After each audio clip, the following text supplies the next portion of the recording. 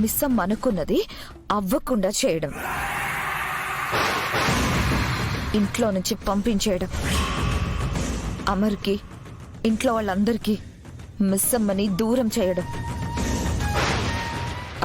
చూడు, మిస్సమ్మ చాలా తెలివైంది. తన మీద మనం గెలవాలంటే మనం ఇంకా తెలివిగా ఆలోచించాలి. నీలో ఉన్న ఈ బాధని, కోపాన్ని అలానే పెట్టుకో. వద్దంజు. ఎప్పుడు ఏం చేయాలో, ఏం చేస్తే మిస్సమ్మ మీద గెలవగలమో నేను చెప్తాను. అప్పటిదాకా ఈ విషయం ఎవ్వరికి చెప్పొద్దు, సరేనా? సరేనా అంజు? వద్దంజు ప్లీజ్. సరే ఆంటీ. కానీ అమ్మ విషయంలో మిస్సమ్మ చేసే పనులు మాత్రం ఎప్పటికీ మర్చిపోలేను. అంజు, అంజు. ఆరు చూసావా మొత్తం? అమ్మయ్యా, నా పని సగం పూర్తయిపోయిందారు. నేను వెలిగించిన చిచ్చుబుడ్డి ఎంత గట్టిగా పేలుతుందో ఏంటో. నీకు ఏవో ప్లాన్స్ ఉండుంటాయి కదా, ఆ ప్లాన్స్ అన్నిటినీ ఈ బుడ్డ చిచ్చుబుడ్డి ఎలా పాడు చేస్తుందో చూస్తూ ఉండు. మను, నువ్వు చేసిన సాయం, కాపాడిన ఈ ప్రాణం నీకు కృతజ్ఞత చూపించకుండా ఉండలేకపోయింది. నువ్వు కాపాడింది ఒక్క ప్రాణం కాదు మిస్సమ్మ, 2. ఆ రాత్రి నువ్వు లేకుండా ఉండుంటే నా భార్య నా కళ్ళ ముందు ఉండేది కాదని తలుచుకుంటుంటేనే ప్రాణం పోయినంత పని అవుతుంది. అయ్యో అవయ్యా, మీ అత్తయ్య నాకు అలవాటు మిస్సమ్మ, 50 ఏళ్ల అలవాటు. పక్కన లేకపోతే ఎలా ఉంటుందో కూడా తెలీదు. నా ప్రాణాన్ని కాపాడినందుకు నీ రుణం ఎలా తీర్చుకోవాలో కూడా నాకు అర్థం కావట్లేదు.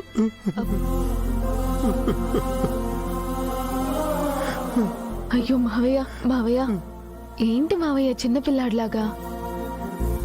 మీ ఇద్దరికి రుణం ఎలా తీర్చుకోవాలో నేను చెప్తా.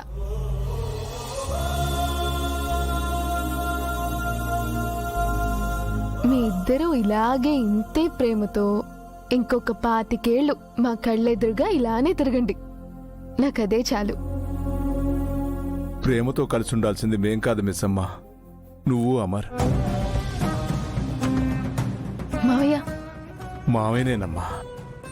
ఇన్ని రోజులు ఎంత స్వార్థంతో ఉన్నానో, నీకు ఎంత అన్యాయం చేస్తున్నానో కనిపెట్టలేని మావయ్యని.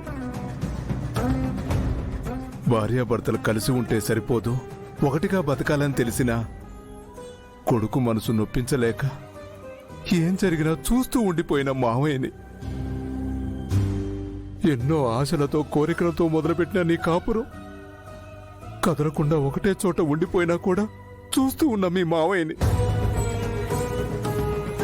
నీ సంతోషం గురించి పట్టించుకోని మావయ్యని. అయ్యో మావయ్య, మావయ్య మీరు అనుకున్నట్టు ఏమీ లేదు. నేను చాలా అంటే చాలా సంతోషంగా ఉన్నా. ఆయన నన్ను చాలా బాగా చూసుకుంటున్నారు. సంతోషంగా ఉండడం అంటే నవ్వుతూ ఉండడం కాదు మిస్సమ్మ. అమర్ గురించి తల్లిదండ్రులుగా మాకు బాగా తెలుసు మిస్సమ్మ. వాడు బాధను దాటి నీతో భవిష్యత్తును చూస్తాడని ఇన్ని రోజులు మేము ఆశపడ్డాం, కానీ అవన్నీ అడియాశలవుతున్నాయని కనిపెట్టలేకపోయాం.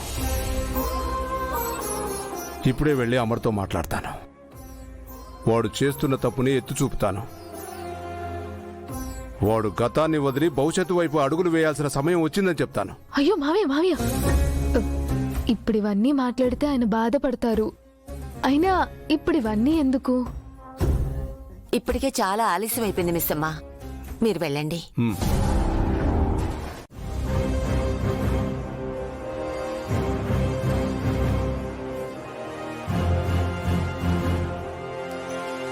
ఏమైనా మాట్లాడాలా నాన్న? మాట్లాడాలి అమర్, చాలా మాట్లాడాలి. చాలా రోజుల ముందే మాట్లాడాల్సిందే. ఇప్పటికైనా మాట్లాడదామని వచ్చాను. మిస్సమ్మ ఎవరు అమర్?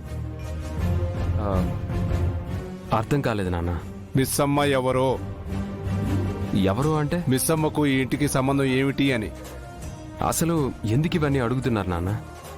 అర్థం అవుతుందిలే గాని చెప్పు, మిస్సమ్మకు ఈ ఇంటికి సంబంధం ఏమిటి? ఆ, అది ఇంటి ఇంటి కోడలు. ఓ నీకింకా గుర్తుందా అమర్? నేనింకా తనని నీ పిల్లలకి కేరుటేకర్గా గుర్తుంచుకున్నామేమో అనుకున్నాను. నీ ప్రేమ, నీ బాధ, నీ నష్టం నువ్వు కోల్పోయినవి ఎప్పుడు ఇవేనా?